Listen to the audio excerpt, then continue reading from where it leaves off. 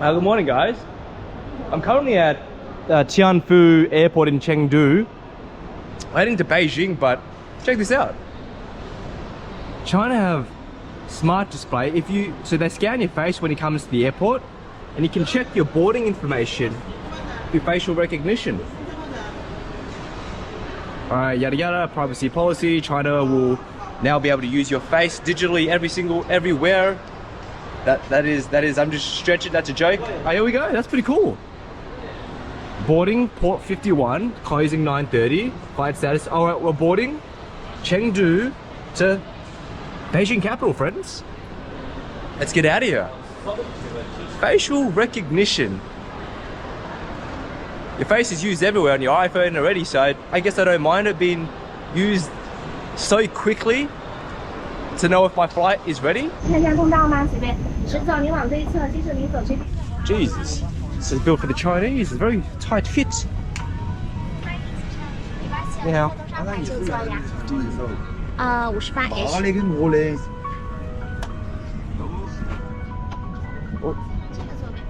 也许。Yeah, China, really good. Check out this screen. Very nice screen. We don't have to raw dog it. English, where you going? Hey, we could watch Pegasus 2, friends. Chinese version. We got a little bit of lunch. Air China. We got the pandas from Chengdu. Some veg. Very nice. I don't know what that is. What's that? Just some sort of soup or yogurt, soy sauce, a bit of rice, and some spicy chicken, eh? Spicy chicken, friends.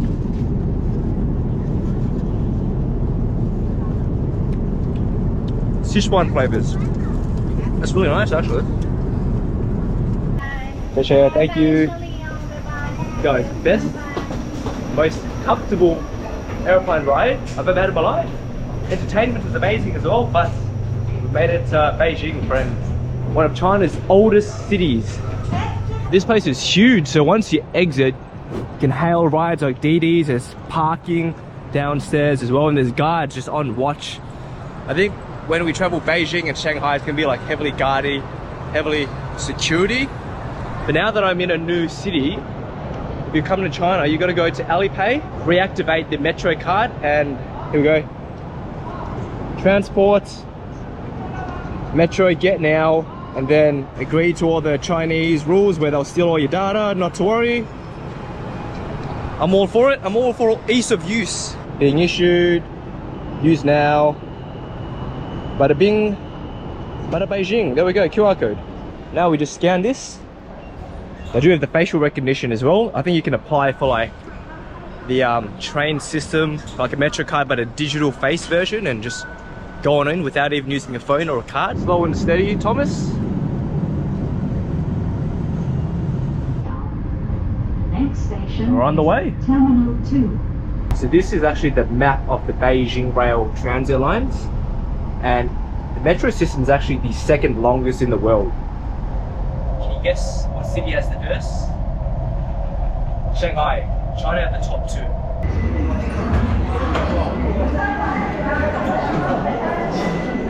2. This is pretty cool.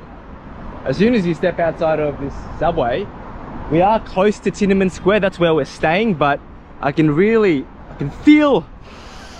smell the culture of Beijing, friends. So there's some temples there and some maybe government buildings in and around here. It's a police station, so this is actually pretty cool. Well, the capital cities are normally meant to represent the best of a country, and I'd say I do love the fact that this is just a normal road, I'm pretty sure, and it's got like the old school China feels, you know. So far nothing modern like Shenzhen or even Guangzhou, but I love the architecture. I mean, imagine this is just your neighborhood. Oh, to be fair, you've got some modern buildings on the other side. I guess they sort of complement and contrast. Oh, is this a Peking duck restaurant? Jeez, we've got some of the ducks just chilling. Oh man, I can't wait to freshen up and go and grab some of this.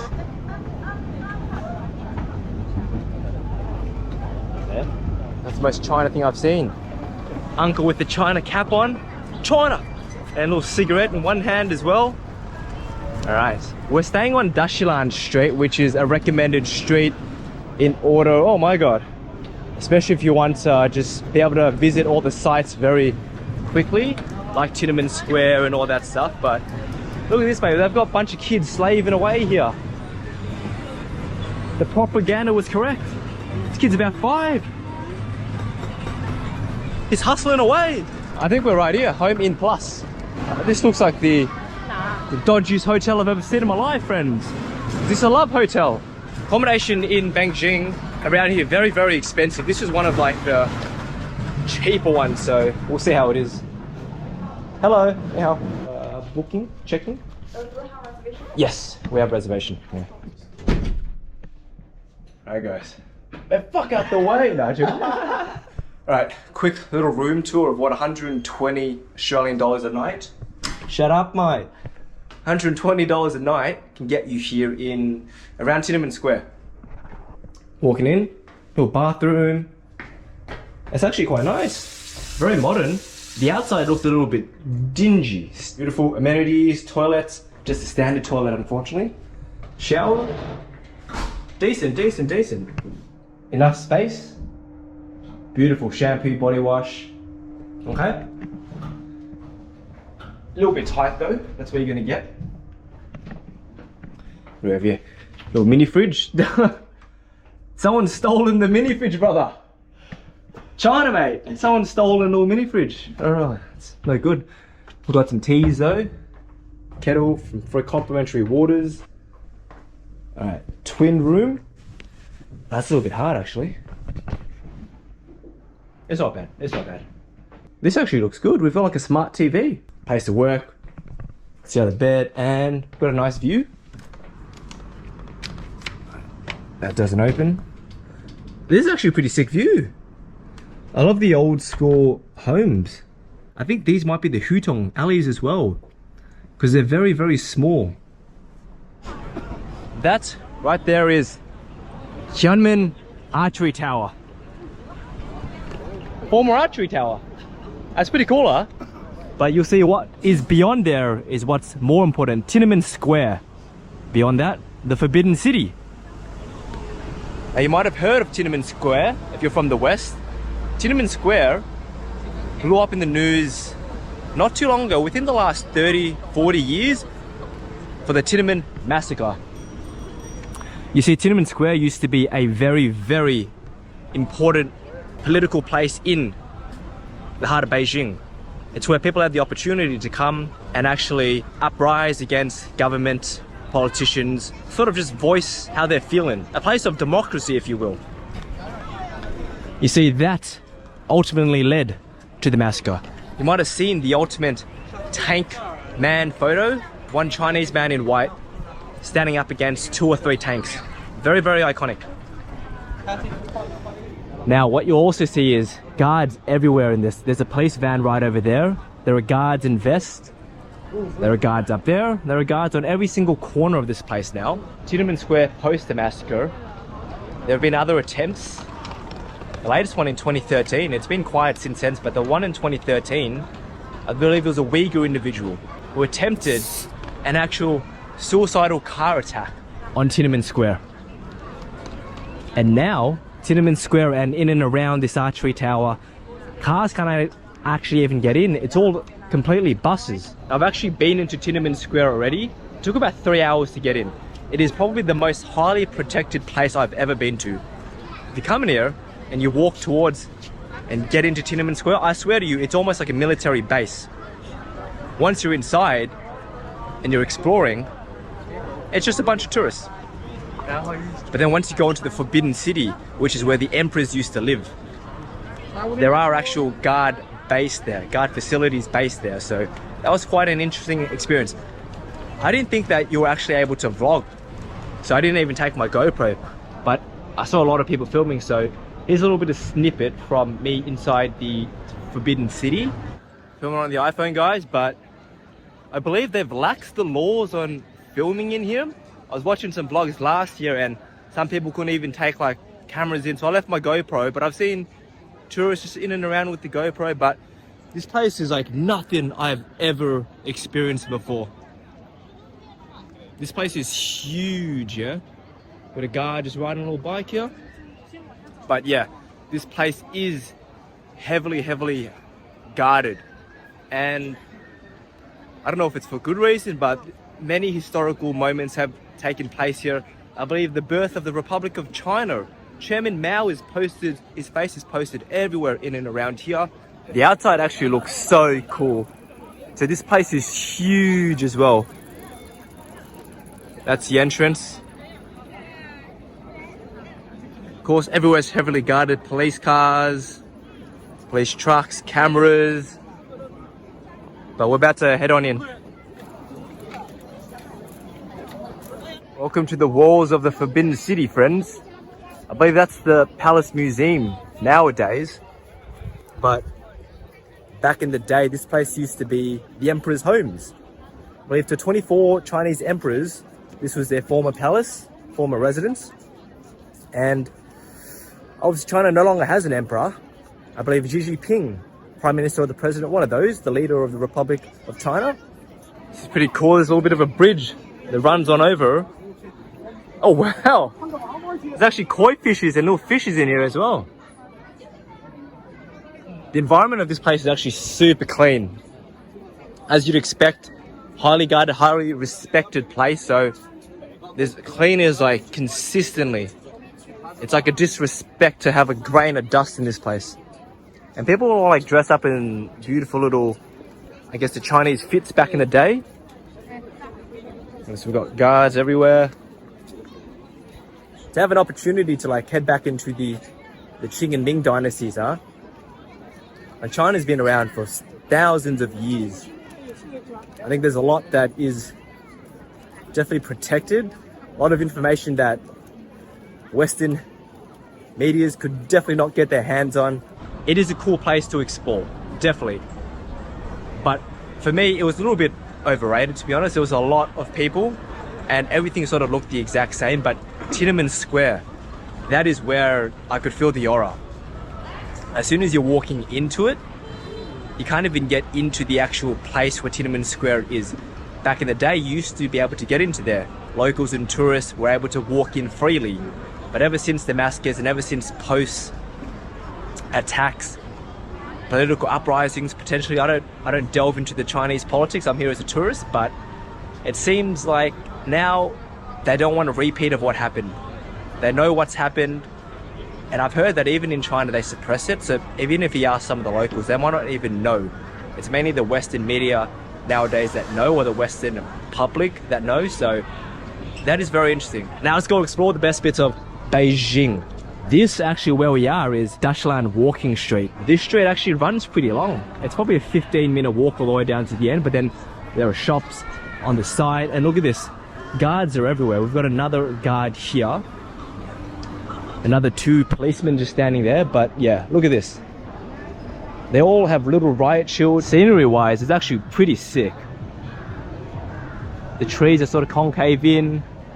Most of these are like well-renowned restaurants. There's some Michelin restaurants, some street food restaurants as well. This man's head's just floating. Oh my bad. He's in clothing. Alright guys, we're here because this caught my eye. 5 Michelins for ice cream. I've never heard of that before. Let's see what flavors. This one looks like it's the most popular one. I'm gonna Google translate the actual flavors. So we've got soybean juice ice cream, we have herba sauce ice cream, and pea yellow ice cream, handmade ice cream, 20 yuan each. Well, let's just go for this one. This one? One? Yeah. Oh. Okay,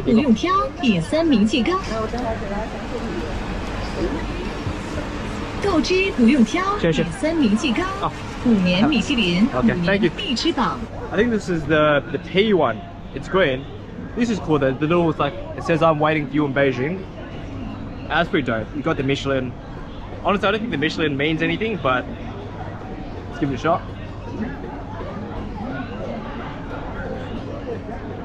Nah. That's disgusting. Yeah, don't, no. Yeah. Show them, show them. They were just staring at me.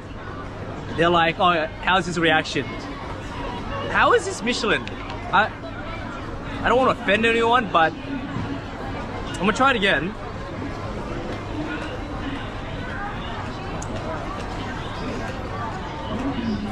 That's disgusting. I can't even explain. I'll get the cameraman to try it. This looks alright. This is like a Chinese donut.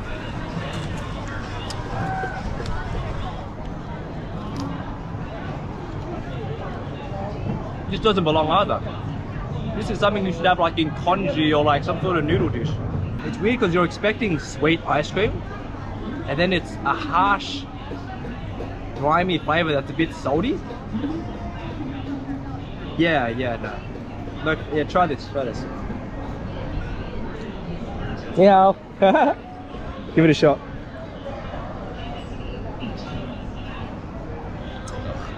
Yeah, not actually stranger. Terrible. Do you like this? Do you like no? 喜欢？不喜欢呀。你喜欢？ No? Yeah. Okay. Even the locals say it's not nice. Yeah. No good. It's a buhao. Yeah, I think that. Yeah. Throw this away, bro. Please do. How? You can't even explain the flavor, right?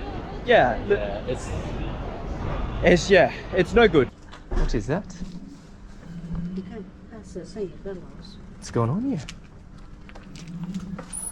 Little mouse.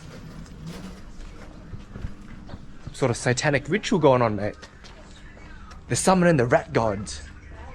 I don't know. I think that was just a pet and she was selling stuff. Alright guys, time for some Peking duck. Probably the most famous dish here in Beijing. And we're at one of the most famous and popular restaurants. We're about to jump on in now. Here we go. So this is actually called Siji Minfu. Oh my god. This place looks incredible. So this is, I've seen probably the #1 Peking duck restaurant in Beijing, from what a lot of people tell me. Check this out, huh? We've got all the roast duck chilling in there. And look at the fire, the wood fire. This is an incredible show, actually.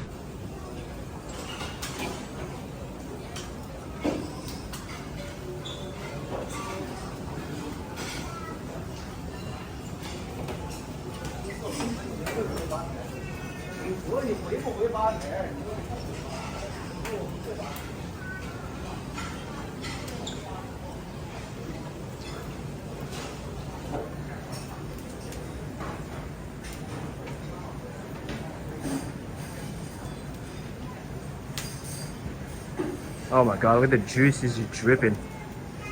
They must go through 1,000 ducks a day. I was putting it over the fire, it's getting nice and toasted. Sheesh! I'm salivating just standing here.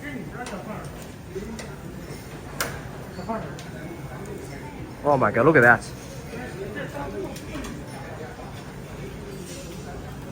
And they just let it hang. Even got the head there, the juice is dripping, and then the chef comes and he cleans off the extra fat and the sweating. Lets it chill and lets it sit there before going into my mouth. We're just patting it dry now. Guys, we're finally up. Hour and a half wait in total.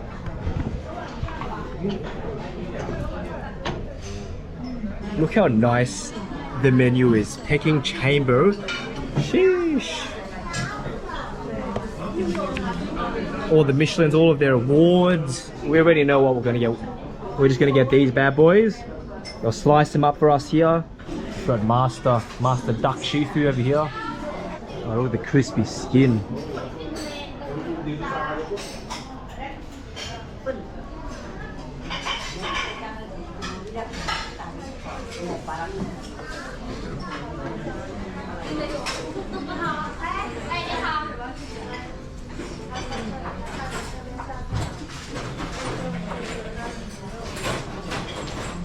attention to detail on the top layer of the skin. He took his time, like 30 seconds, making sure it was lined up perfectly. So it can eventually look like this.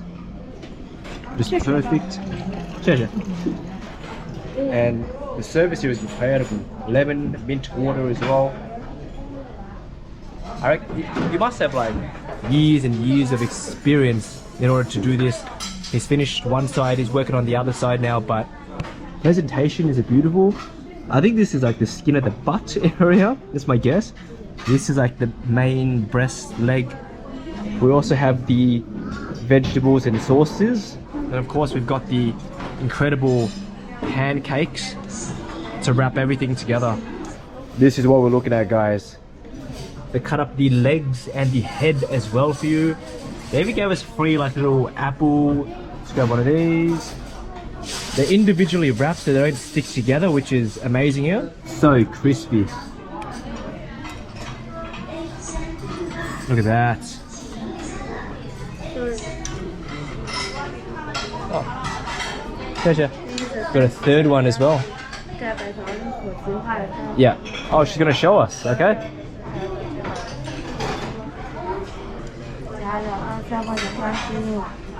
Oh, you're gonna dip it in?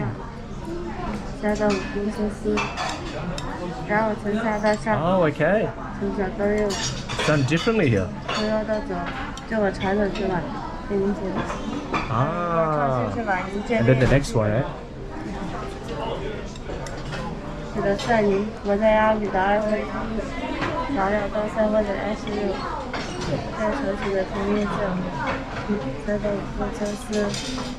So this is like a little mixed combination one.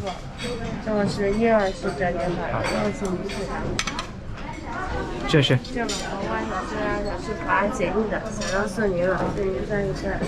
Okay. Sure. Alright, there we go. Okay. We've got the one that auntie or sister just made for us with everything in it.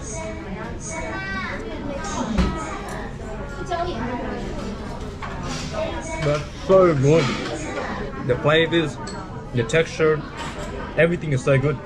Sometimes when you get Peking duck at a bad place, too much fat on the skin and the duck makes you feel a little bit sick.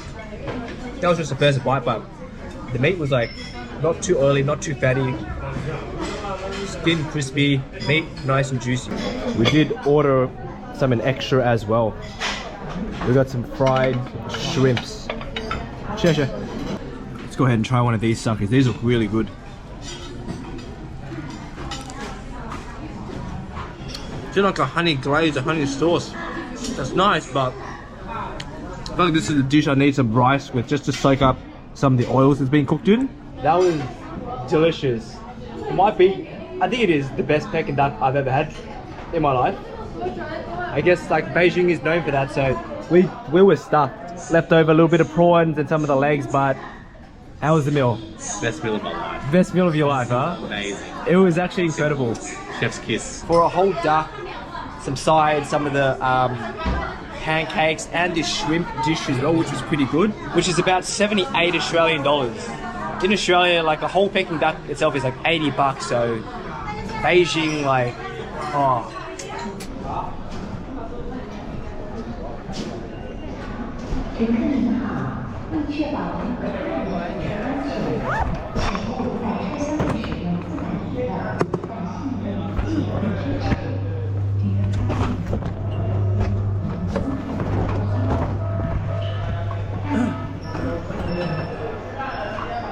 Crazily guarded.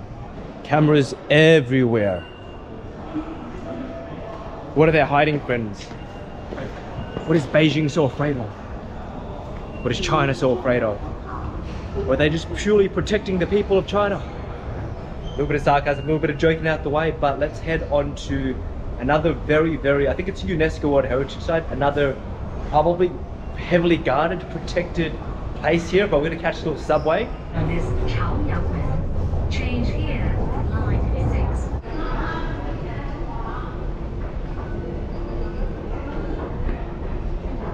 6. So those guards just standing there, they're at every train, subway station that I've been to so far. They just stand there. Like that, just frozen. You know, like when you're in London, you see the London guards outside the King's, whatever it is. Same ones. The Chinese just stand there, but every single station I've been to like 6 stations here in Beijing now. Just stand. Like that. Alrighty, next spot. This is the this is the entryway into the Temple of Heaven actually. You don't have to book like Tiananmen Square Reserve. You can actually just buy tickets here, which is what we're gonna do now.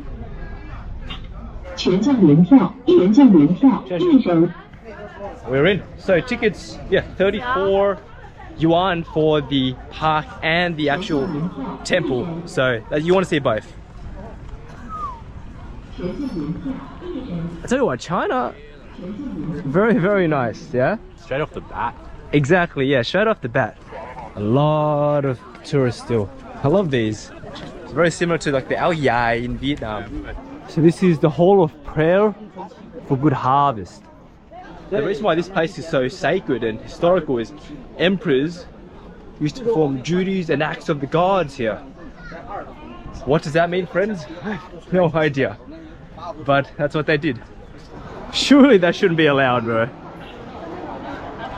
That's gotta be some sort of disrespect. It's Chinaman, you said? Or Spider-Man? Oh, mate. I thought you said Chinaman, mate. He's getting told off now. Uncle's nice about it though. Kids are gonna be kids. If you think the kids in China might be different, they're the exact same everywhere. Maybe it's the values you learn growing up, but whoo! This is actually really, really nice.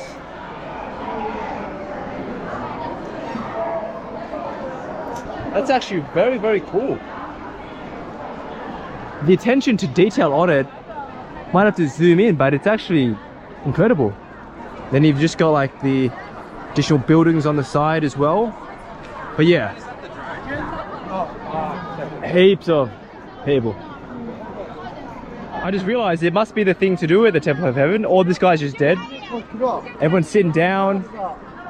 Must be like a good little vantage point, huh? Let's have a look. What does it look like from down here? Oh, you probably get the human, then you get that angle. Look at a wild white man. It does look pretty cool. See the attention to detail, there's like dragons and phoenixes. It's very, very well maintained. As you'd expect. But all these old Chinese men looking at. 地震以后啊，在大海里边沉淀2000年，取出这东西来，冬暖夏凉，你泼上水，它往下阴，而且呢，你泼上水它不滑。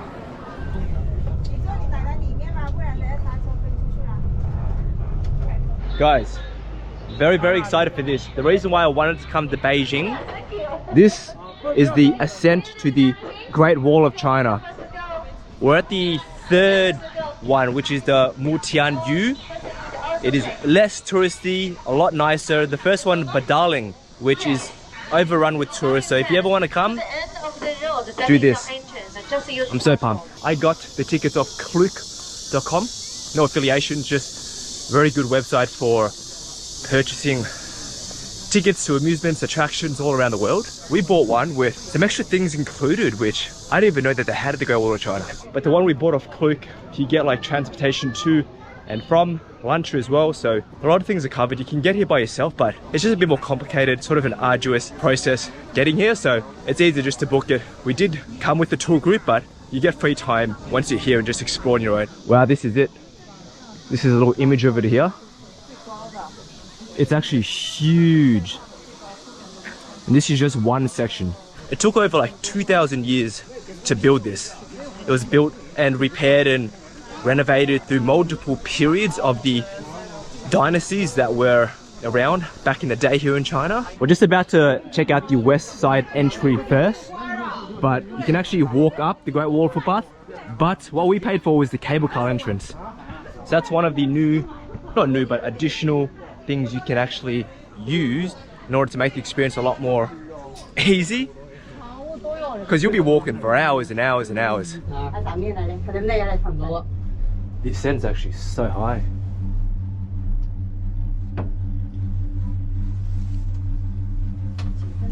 Yeah, it's like a 2-hour hike up, for sure.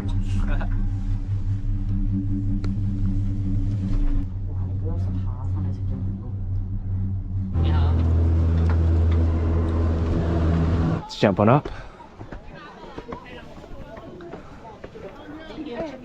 Oh, that's so cool. There it is.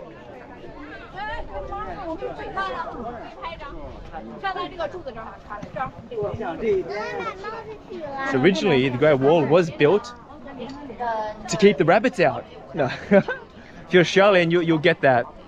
Dad, why did they make it the Great Wall of China? That was during the time of Emperor Nazi Goring, and it was to keep the rabbits out. There's too many rabbits in China. It was built to keep out like nomadic tribes, and obviously it's just a huge defense mechanism. Because it's not simply just a wall. You see there are watchtowers, barracks.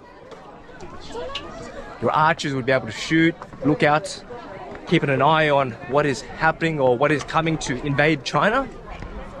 And over the years, through multiple dynasties, they just kept building, kept repairing, and eventually now it's become the fortress that, I guess, now it's more of a tourist attraction actually than a fortress anymore. Let's continue, let's head on up.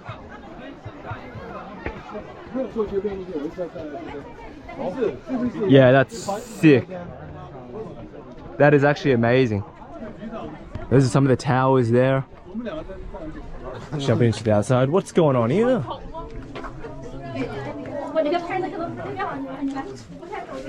Renovations, huh? You're gonna leave a little message, mate. Yeah, you want to write something? You're gonna tag the Great Wall of China, are you? Alright, mate, go ahead, man. I'm just gonna give him a little signature, mate. Nah, that's some racism right there. We love the rice. Obviously, this has sort of been renovated. They've put these up and people can just sign, leave a little imprint that they've been to the Great Wall, which is pretty cool. Oh, this side looks sick as well. It does suck with all the amount of people. Over the mountain. Excuse me. It's another province. They call it Inner Mongolia, another province. Oh, Mongolia's over there, huh? Mongolia divided into two parts. One is inner. I'm quite sure that China potentially did build it in order to keep the Mongols out. When the Mongols were ravaged savages, just dominating and killing everyone. I knew this was going to piss me off actually. When you come here, this is one of the less touristy ones, but still you're going to get people sitting down, blocking the steps. 现在还早啊，现在去机场干嘛？都还没玩。如果你们要坐滑道的话，我们就要走上面。 And the entryways and the walkways are very slender. You do got to be careful. No doubt people have fallen down here. Right, now this view is actually incredible right here. It's got a wide little cat here. Seen some cats coming up to this place, but who knew a cat would be here? What are you doing on the Great Wall, little fella? Hmm? What are you doing on the Great Wall? This is the 8th wonder of the world. Little pets. How does one even get up here, little guy? I guess everyone's feeding it food and stuff.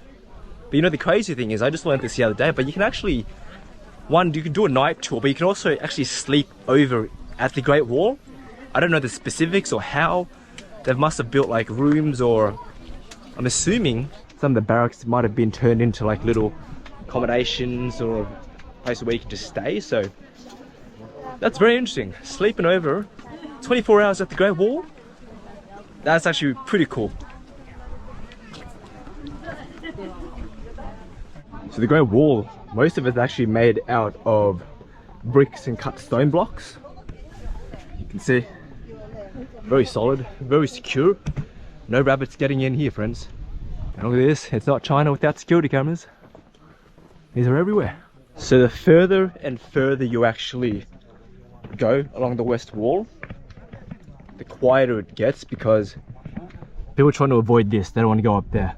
I'm going to zoom in, but it is hella steep. It's like this. So it's very, very dangerous from the looks of it, but all for adventure, guys. I've never seen this slug before in my life. Is it a worm? You got cats, now you got worms. There's two of them. Must be long life partners. The yellow and black. They almost look unrealistic. What are you? Alright guys, the ascent begins to the top of the west wall. It's cool, they're climbing up a ladder. I feel like I'm in battle a little bit here. Oh. Let's check this out.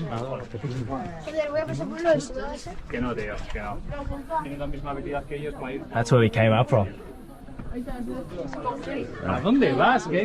The ascent is here, Jesus. What's that? That's like a 75% incline, I think. 75% incline, you reckon? More? Maybe like 80. 80. Round it up to 100, son. Right. Let's go, guys. Soldier on. About to reach the summit, but this is how steep it really is. People are on an angle, crawling down essentially. Walking up, fine, no problem.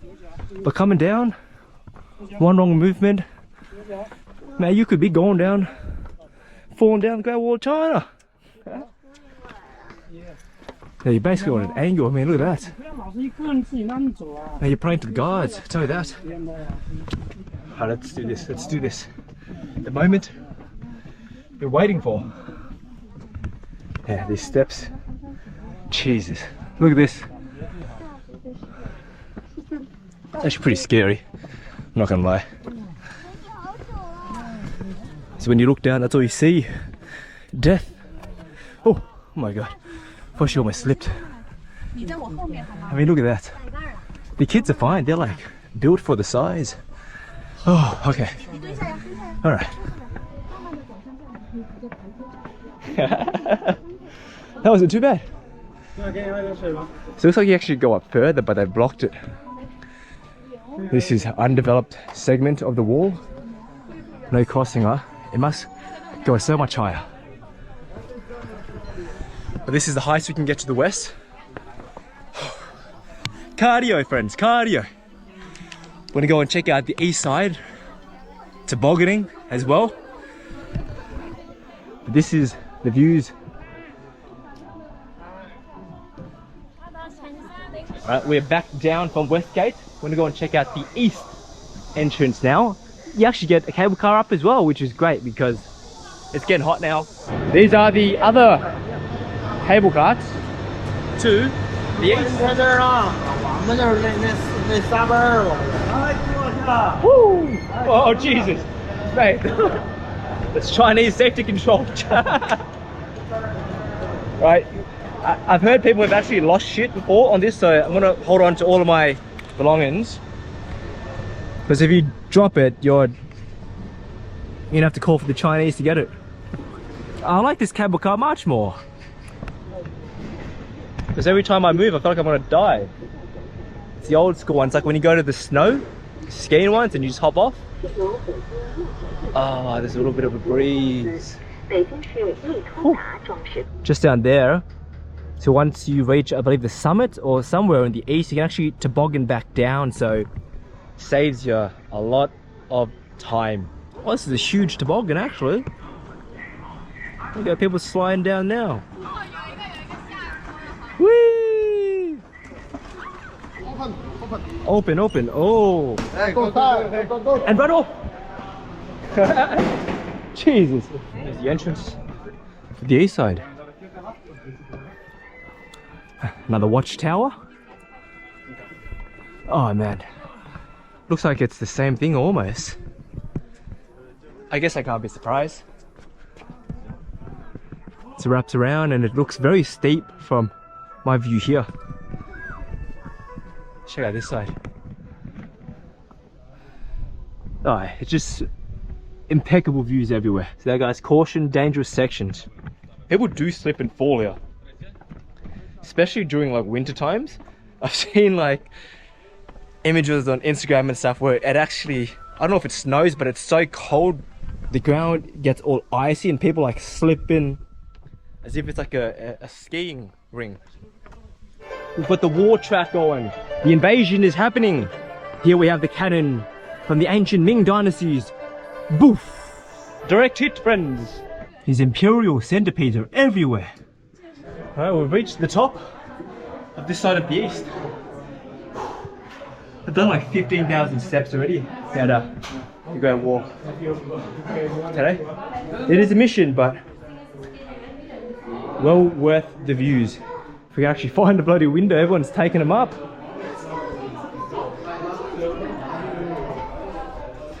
Wow, it's gorgeous, friends. Trees. Look, someone's been trying to invade. Someone's been trying to climb up on these sticks. The Mongols are back. But this is the views of the summit. Golly. This is definitely my top 2 travel experiences ever. It's tough to decide between the Mardi Hamal track, which is a 4-day intensive track in Nepal, to reach the summit with just one other person, a guide, taking 4 days. This you get done in a day. But same like rush of endorphins when you reach the top and you just look down, and this is amazing. Beijing has been incredible, but this is like the highlight. Or maybe that roast duck, maybe that peking duck was a little bit better. Yeah, a little bit better. Time for the final descent back down to where we started, and honestly I could not think of a better way to get down. Some little toboggans, or they call them sliding here. Doing a first or I want to go behind so I can smash into you.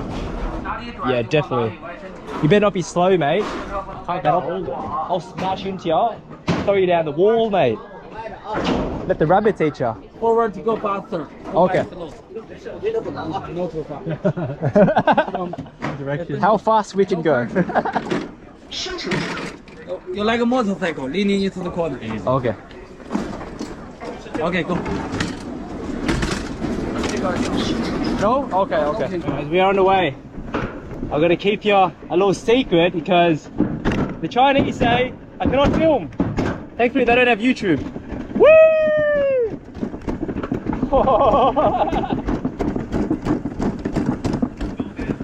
I'm gonna crash you, Dino. I'm gonna kill you, mate. It's too many people. Now look at this fat ass right in front of me. Ah! I'm gonna get you. Yeah, mate. Yeah, mate. You gotta curve as well, guys, to pick up speed. There's always someone that ruins it who's too scared or too slow. If you don't like adrenaline activities, get away from here. Woo! China! There are guards everywhere.